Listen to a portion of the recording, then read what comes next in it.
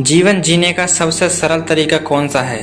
तो दोस्तों आज हम इस वीडियो में इसी के बारे में बात करेंगे और समझेंगे इसे एक कहानी के माध्यम से। तो वीडियो के अंत तक जरूर बने रहें। तो चलिए बिना टाइम वेस्ट किए वीडियो को शुरू करते हैं। यूनान के मशहूर दार्शनिक सुकरात भ्रमण करते हुए एक नगर में गए। वहाँ उनकी मुलाकात एक वृद्ध सज्जन से हुई। दोनों आपस में काफी घुल मिल गए थे। वृद्ध सज्जन आग्रह पूर्वक सुकरात को अपने घर पर ले गए। उस सज्जन का भरा पूरा परिवार था। घर में बेटे, बहू, पुत्र, पोत्रियां सभी थे।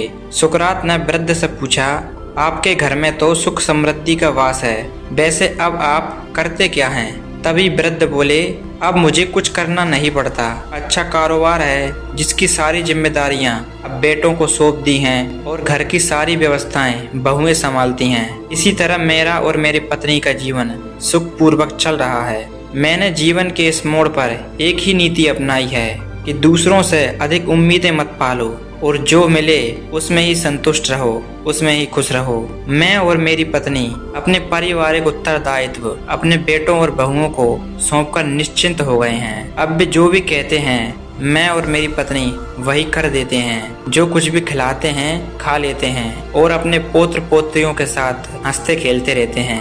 मैं अपने बच्चों के किसी भी कार्य में टांग नहीं अड़ाता।